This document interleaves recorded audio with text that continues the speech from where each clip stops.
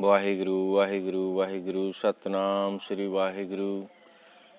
ਧੰਨ ਗੁਰੂ ਨਾਨਕ ਪਾਤਸ਼ਾਹ, ਧੰਨ ਧੰਨ ਗੁਰੂ ਗੋਬਿੰਦ ਸਿੰਘ ਜੀ ਮਹਾਰਾਜ, ਤੁਹਾਡੀ ਸਦਾ ਹੀ ਜੈ। ਨਮਸਕਾਰ ਪ੍ਰਭੂ, ਦਇਆ ਕਰਨੀ, ਮਿਹਰ ਕਰਨੀ। ਗੁਰੂ ਪਿਆਰਿਓ, ਗੁਰੂ ਸਵਾਰਿਓ,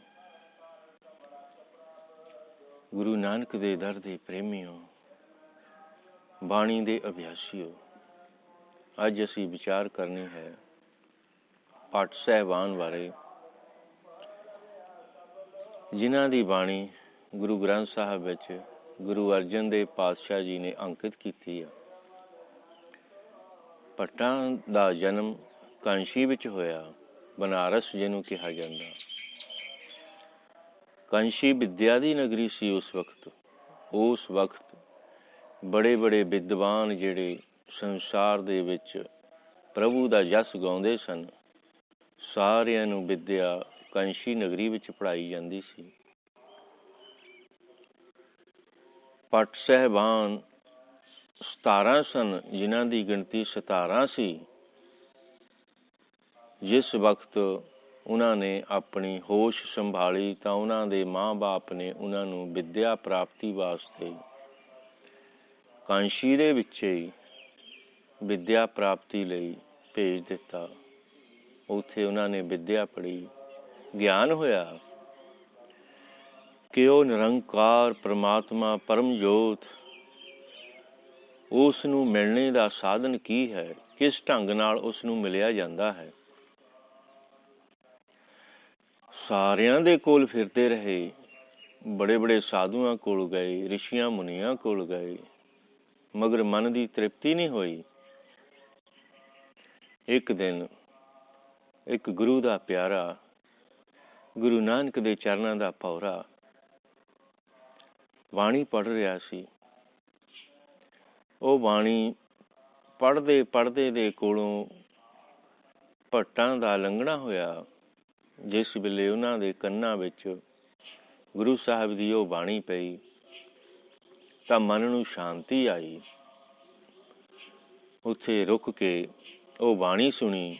ਸੁਣਨ ਤੇ ਉਪਰੰਤ ਉਸ ਗੁਰੂ ਦੇ ਸਿੱਖ ਨੂੰ ਬੇਨਤੀ ਕੀਤੀ ਕਿ ਇਹ ਬਾਣੀ ਕਿਸ ਦੀ ਹੈ, ਜਿਸ ਨੂੰ ਸੁਣਨੇ ਦੇ ਨਾਲ ਤਪਤੇ ਹਿਰਦੇ ਨੂੰ ਸ਼ਾਂਤੀ ਮਿਲਦੀ ਹੈ, ਦੁਖੀਆਂ ਦੇ ਦੁੱਖ ਦੂਰ ਹੁੰਦੇ ਆ। ਜਿਸ ਚੀਜ਼ ਨੂੰ ਅਸੀਂ ਲੱਭਦੇ ਫਿਰਦੇ ਹਾਂ, ਜਿਸ ਸ਼ਾਂਤੀ ਨੂੰ, ਉਹ ਇਹ ਬਾਣੀ ਸੁਣ ਕੇ ਮਨ ਨੂੰ ਸ਼ਾਂਤੀ ਆਉਂਦੀ ਹੈ। ਕੌਣ ਹਨ ਤੇਰੇ ਗੁਰੂ, ਕਿਹਨਾਂ ਦੀ ਹੈ ਇਹ ਬਾਣੀ? ਉਸ ਗੁਰੂ ਦੇ ਸਿੱਖ ਨੇ ਭੱਟ ਸਾਹਿਬਾਨ ਨੂੰ ਦੱਸਿਆ ਕਿ ਇਹ ਬਾਣੀ ਗੁਰੂਆਂ ਦੀ ਹੈ। ਗੁਰੂ ਨਾਨਕ ਦੀ ਗੱਦੀ ਤੇ ਇਸ ਵਕਤ ਅੰਮ੍ਰਿਤਸਰ ਦੀ ਧਰਤੀ ਤੇ ਗੁਰੂ ਅਰਜਨ ਦੇਵ ਪਾਤਸ਼ਾਹ ਬਿਰਾਜਮਾਨ ਹਨ। ਉਹਨਾਂ ਦੇ ਦਰਸ਼ਨ ਕਰਦਿਆਂ ਜਨਮਾਂ ਜਨਮੰਤਰਾਂ ਦੇ ਦੁੱਖ ਦੂਰ ਹੋ ਜਾਂਦੇ ਹਨ। ਜਿਨ੍ਹਾਂ ਦੀ ਭਟਕਣਾ ਇਸ ਸੰਸਾਰ ਵਿੱਚ ਬਾਰ-ਬਾਰ ਜਨਮ ਲੈ ਕੇ ਜੂਨਾਂ ਭੋਗ ਕੇ ਹੁੰਦੀ ਹੈ, ਉਹਨਾਂ ਦੀ ਭਟਕਣਾ ਖਤਮ ਹੋ ਜਾਂਦੀ ਹੈ। ਜਿਸ ਵੇਲੇ ਇਹ ਵਚਨ ਉਸ ਗੁਰੂ ਦੇ ਸਿੱਖ ਤੋਂ ਸੁਣੇ ਤਾਂ ਮਨ ਦੇ ਵਿੱਚ ਲਾਲਸਾ ਹੋਈ ਕਿ ਇਹੋ ਜਿਹੇ ਪੂਰਨ ਗੁਰੂ ਦੇ ਦਰਸ਼ਨ ਜ਼ਰੂਰ ਕਰਨੇ ਚਾਹੀਦੇ ਹਨ। ਉਹਨਾਂ ਸਮਿਆਂ ਵਿੱਚ ਮੋਟਰ ਗੱਡੀਆਂ ਨਹੀਂ ਸੀ ਹੁੰਦੀਆਂ। ਪੈਦਲ ਚੱਲਦੇ ਚੱਲਦੇ ਕਾਂਸ਼ੀ ਤੋਂ ਅੰਮ੍ਰਿਤਸਰ ਸਾਹਿਬ ਦਾ ਸਫ਼ਰ ਤੈਅ ਕਰਦੇ ਕਰਦੇ ਕਈ ਦਿਨਾਂ ਉਪਰੰਤ ਅੰਮ੍ਰਿਤਸਰ ਦੀ ਪਾਵਨ ਧਰਤੀ ਤੇ ਪਹੁੰਚ ਗਏ। ਆ ਕੇ ਗੁਰੂ ਅਰਜਨ ਦੇਵ ਪਾਤਸ਼ਾਹ ਦੇ ਦਰਸ਼ਨ ਦੀਦਾਰੇ ਕੀਤੇ। ਮਨ ਨੂੰ ਸ਼ਾਂਤੀ ਆਈ ਕਿ ਜਿਸ ਚੀਜ਼ ਨੂੰ ਅਸੀਂ ਇੰਨੀ ਦੇਰ ਤੋਂ ਲੱਭ ਰਹੇ ਹਾਂ, ਅੱਜ ਸਾਡੀ ਰੂਹ ਦੀ ਸ਼ਾਂਤੀ ਸਾਨੂੰ ਦੱਸ ਰਹੀ ਹੈ ਕਿ ਉਸ ਦੀ ਪ੍ਰਾਪਤੀ ਅਗਰ ਹੋਣੀ ਹੈ ਤਾਂ ਇਸੇ ਹੀ ਜਗ੍ਹਾ ਤੋਂ ਹੋਣੀ ਹੈ, ਹੋਰ ਕਿਤੇ ਨਹੀਂ ਹੋਣੀ। ਗੁਰੂ ਅਰਜਨ ਦੇਵ ਪਾਤਸ਼ਾਹ ਦੇ ਚਰਨਾਂ ਤੇ ਆ ਕੇ ਵਾਰੀ ਵਾਰੀ 17 ਭੱਟਾਂ ਨੇ ਨਮਸਕਾਰ ਕੀਤੀ, ਬਾਣੀ ਸੁਣੀ, ਦੋਵੇਂ ਹੱਥ ਜੋੜ ਕੇ ਬੇਨਤੀ ਕੀਤੀ, ਗਰੀਬ ਨਵਾਜ਼, ਮਨ ਨੂੰ ਸ਼ਾਂਤੀ ਨਹੀਂ ਆਉਂਦੀ, ਕਿਰਪਾ ਕਰੋ, ਮਿਹਰ ਕਰੋ, ਸਾਡੇ ਤਪਦਿਆਂ ਹਿਰਦਿਆਂ ਨੂੰ ਠਾਰ ਦਿਓ, ਸਾਡੀ ਜਨਮਾਂ ਜਨਮੰਤਰਾਂ ਦੀ ਪਿਆਸ ਬੁਝਾ ਦਿਓ। ਗੁਰੂ ਮਹਾਰਾਜ ਨੇ ਹੁਕਮ ਕੀਤਾ, ਹੇ ਭੱਟੋ, ਤੁਹਾਡੇ ਮਨ ਨੂੰ ਸ਼ਾਂਤੀ ਆ ਜਾਊ, ਤੁਹਾਡੀ ਜਨਮਾਂ ਜਨਮੰਤਰਾਂ ਦੀ ਪਿਆਸ ਬੁੱਝ ਜਾਊ, ਮਗਰ ਜੇ ਤੁਸੀਂ ਸਾਡੇ ਵੱਡਿਆਂ ਦੀ ਉਸਤਤ ਕਰੋਗੇ। ਅੱਛਾ ਜੀ ਮਹਾਰਾਜ, ਸਾਨੂੰ ਸ਼ਾਂਤੀ ਆ ਜਾਊ? ਹਾਂ ਭੱਟੋ, ਤੁਹਾਨੂੰ ਬਿਲਕੁਲ ਸ਼ਾਂਤੀ ਆ ਜਾਊ, ਮਗਰ ਉਸਤਤ ਕਰਨੀ ਪੈਣੀ ਸਾਡੇ ਵੱਡਿਆਂ ਦੀ। ਗਰੀਬ ਨਵਾਜ, ਹੇ ਸੱਚੇ ਪਾਤਸ਼ਾਹ, ਕਲਯੁਗੀ ਅਵਤਾਰ, ਮੇਰੇ ਨਾਰਾਇਣ, ਨਿਰੰਕਾਰ ਦੇ ਸਰਗੁਣ ਸਰੂਪ, ਸਾਨੂੰ ਸਿਫਤ ਕਰਨੇ ਦੀ ਸੋਝੀ ਹੈ ਨਹੀਂ। ਕਿਰਪਾ ਕਰੋ, ਸਾਨੂੰ ਆਪਣੇ ਵੱਡਿਆਂ ਦੀ ਸਿਫਤ ਕਰਨੇ ਦਾ ਢੰਗ ਦੱਸੋ। ਗੁਰੂ ਸਾਹਿਬਾਨ ਨੇ, ਗੁਰੂ ਅਰਜਨ ਦੇਵ ਪਾਤਸ਼ਾਹ ਨੇ ਗੁਰੂ ਨਾਨਕ ਸਾਹਿਬ ਦੀ ਸਿਫਤ ਕੀਤੀ, ਸਵਈਏ ਉਚਾਰਨ ਕੀਤੇ ਤੇ ਭੱਟਾਂ ਨੂੰ ਕਿਹਾ, ਹੇ ਭੱਟੋ, ਜਿਸ ਤਰ੍ਹਾਂ ਇਹ ਸਵਈਏ ਗੁਰੂ ਨਾਨਕ ਸਾਹਿਬ ਦੀ ਉਸਤਤ ਵਿੱਚ ਅਸੀਂ ਗਾਏ ਨੇ, ਇਸੇ ਤਰ੍ਹਾਂ ਸਾਡੇ ਵੱਡਿਆਂ ਦੀ ਉਸਤਤ ਕਰੋ, ਤੁਹਾਡੇ ਮਨ ਨੂੰ ਸ਼ਾਂਤੀ ਆ ਜਾਓ। ਸੋ ਭੱਟਾਂ ਨੇ ਸਵਈਆਂ ਵਿੱਚ ਗੁਰੂ ਨਾਨਕ ਪਾਤਸ਼ਾਹ ਦੀ ਉਸਤਤ ਕੀਤੀ, ਗੁਰੂ ਅੰਗਦ ਦੇਵ ਜੀ ਦੀ ਉਸਤਤ ਕੀਤੀ, ਗੁਰੂ ਅਮਰਦਾਸ ਜੀ ਦੀ ਉਸਤਤ ਕੀਤੀ, ਗੁਰੂ ਰਾਮਦਾਸ ਜੀ ਦੀ ਉਸਤਤ ਤੇ ਗੁਰੂ ਅਰਜਨ ਦੇਵ ਪਾਤਸ਼ਾਹ ਦੀ ਉਸਤਤ ਕੀਤੀ। ਮਨ ਨੂੰ ਸ਼ਾਂਤੀ ਆਈ। ਸੋ ਭੱਟ ਸਾਹਿਬਾਨ ਗੁਰੂ ਅਰਜਨ ਦੇਵ ਪਾਤਸ਼ਾਹ ਦੇ ਸਾਹਮਣੇ ਖੜੇ ਹੋ ਕੇ ਉਸਤਤ ਕਰ ਰਹੇ ਨੇ। ਕੀ ਕਹਿ ਰਹੇ ਨੇ? ਗੁਰ ਗਿਆਨ ਅਰ ਧਿਆਨ ਤਤ ਸਿਉ ਤਤ ਮਿਲਾਵੇ। ਗੁਰੂ ਨੇ ਗਿਆਨ ਬਖਸ਼ਿਆ ਸਾਨੂੰ, ਨਿਰੰਕਾਰ ਦੀ ਇਲਾਹੀ ਜੋਤ ਨੇ ਸਾਨੂੰ ਗਿਆਨ ਬਖਸ਼ਿਆ, ਸਾਨੂੰ ਸੋਝੀ ਦਿੱਤੀ, ਸਾਨੂੰ ਬੁੱਧੀ ਦਿੱਤੀ। ਸਾਡੇ ਕੋਲੋਂ ਗੁਰੂ ਨਾਨਕ ਪਾਤਸ਼ਾਹ ਦੀ, ਆਪਣੇ ਵੱਡਿਆਂ ਗੁਰੂਆਂ ਦੀ ਉਸਤਤ ਕਰਨੇ ਦੀ ਜਾਚ ਸਿਖਾਈ ਸਾਨੂੰ, ਜਿਨ੍ਹਾਂ ਦੀ ਉਸਤਤ ਕਰਨੇ ਦੇ ਨਾਲ ਸਾਡੀ ਬਰਸਾਂ ਦੀ ਪਿਆਸ ਬੁਝ ਗਈ। ਕਿਉਂ? ਕਿਉਂਕਿ ਬੜੀ ਦੇਰ ਤੋਂ ਇਹ ਪੂਰਨ ਸਾਧੂਆਂ ਨੂੰ ਟੋਲ ਰਹੇ ਸੀ, ਪੂਰਨ ਸਤਿਗੁਰੂ ਦੀ ਭਾਲ ਵਿੱਚ ਇੱਧਰ ਉੱਧਰ ਫਿਰ ਰਹੇ ਸੀ, ਜਿਹਦੇ ਬਾਰੇ ਸਵਈਆਂ ਵਿੱਚ ਬਿਆਨ ਕਰ ਰਹੇ ਨੇ। ਰਹਿਓ ਸੰਤ ਹੋਂ ਟੋਲ ਸਾਧ ਬਹੁ ਤੇਰੇ ਡਿੱਠੇ, ਸੰਨਿਆਸੀ ਤਪੀਸੀਏ ਮੁਖੋ ਏ ਪੰਡਤ ਮਿੱਠੇ।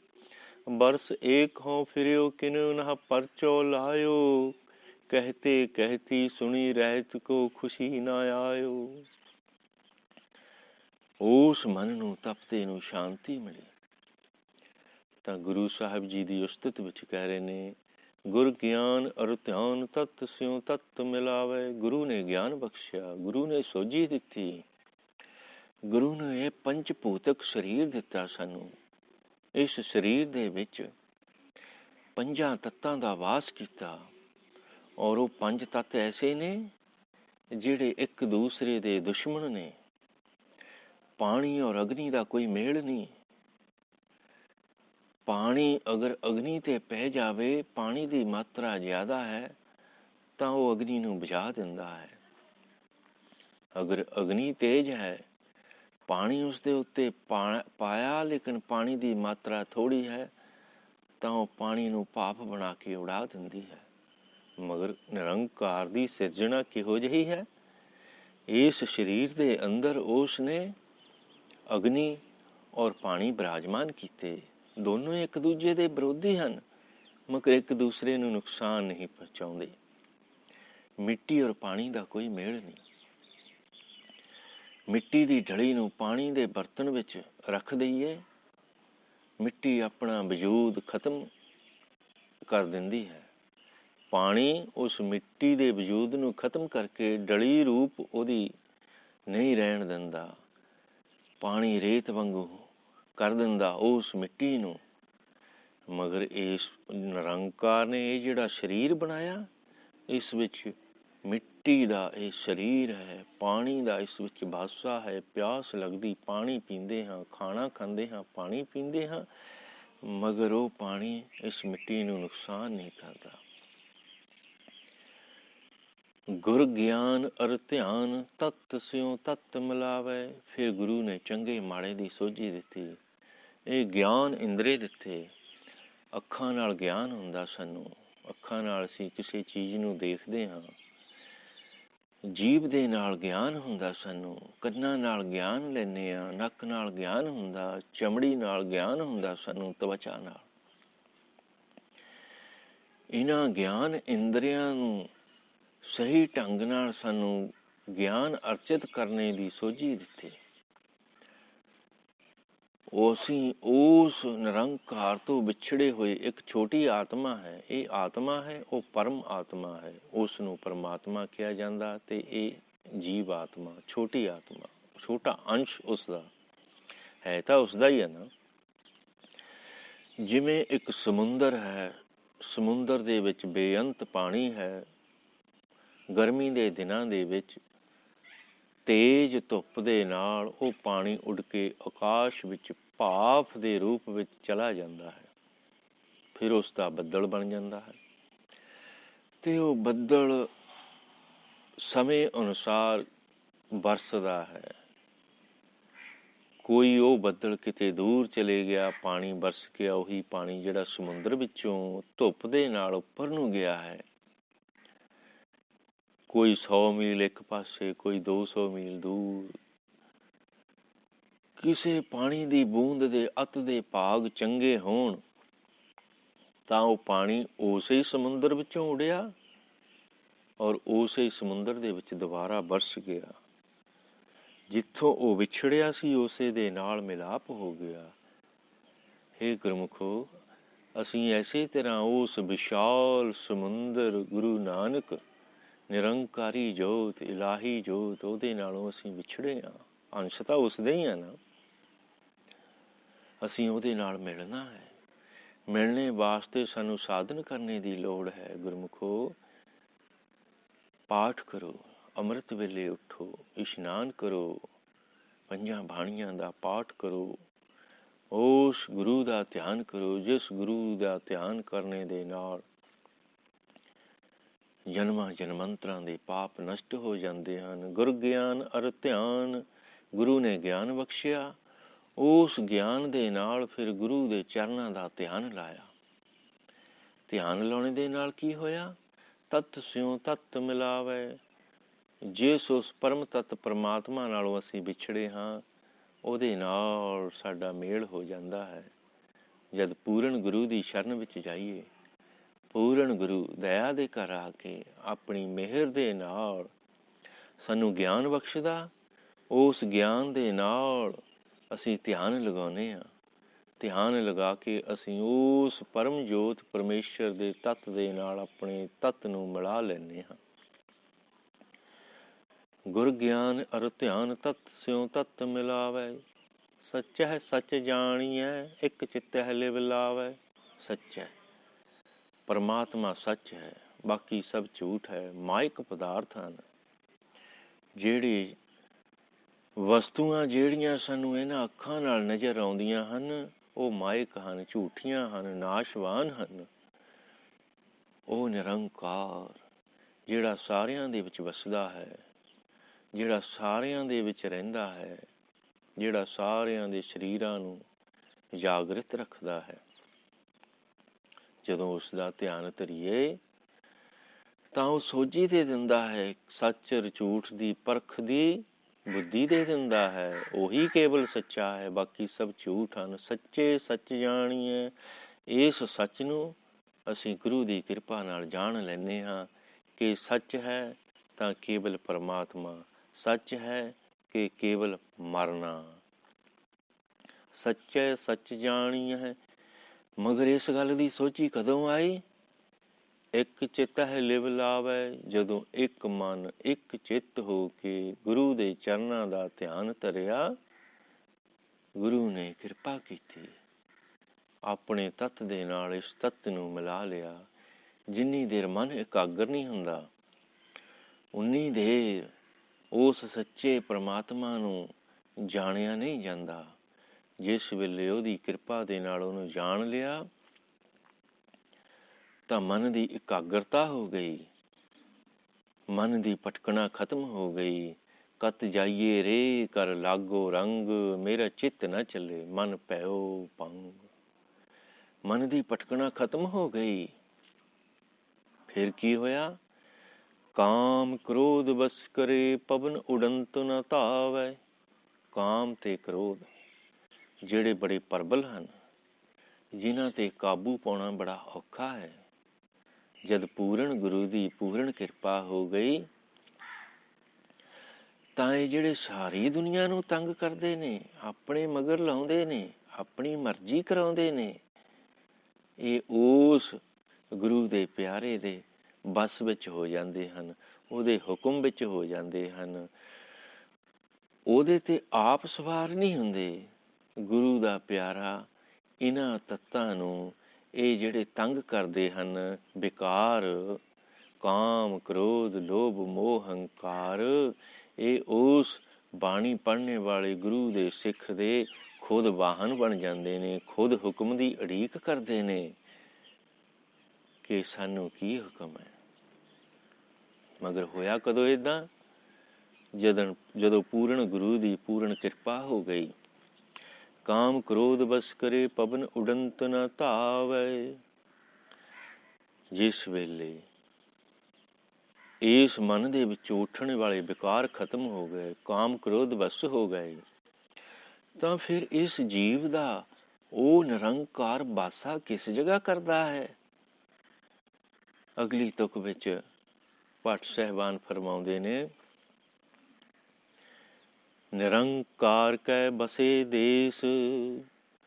ਜਿਹਦੇ ਉੱਤੇ ਪੂਰਨ ਗੁਰੂ ਦੀ ਪੂਰਨ ਕਿਰਪਾ ਹੋ ਗਈ, ਗੁਰੂ ਨੇ ਗਿਆਨ ਬਖਸ਼ਿਆ, ਗੁਰੂ ਦੇ ਦਿੱਤੇ ਹੋਏ ਗਿਆਨ ਨਾਲ ਧਿਆਨ ਲਗਾਇਆ, ਉਸ ਧਿਆਨ ਲਾਉਣੇ ਦੇ ਨਾਲ ਤੱਤ ਨਾਲ ਤੱਤ ਮਿਲ ਗਿਆ, ਉਸ ਸੱਚੇ ਪਰਮਾਤਮਾ ਨੂੰ ਸੱਚ ਕਰਕੇ ਜਾਣ ਲਿਆ, ਮਨ ਦੀ ਇਕਾਗਰਤਾ ਹੋ ਗਈ, ਕਾਮ ਕ੍ਰੋਧ ਬਸ ਹੋ ਗਏ, ਤਾਂ ਫਿਰ ਉਸ ਜੀਵ ਦਾ ਵਾਸਾ ਨਿਰੰਕਾਰ ਖੁਸ਼ ਹੋ ਕੇ ਉਸ ਜਗ੍ਹਾ ਕਰ ਦਿੰਦਾ ਹੈ ਜਿਸ ਜਗ੍ਹਾ ਗੁਰੂ ਪਿਆਰਿਓ ਉਹ ਆਪ ਬਸਦਾ ਹੈ, ਆਪ ਰਹਿੰਦਾ ਹੈ।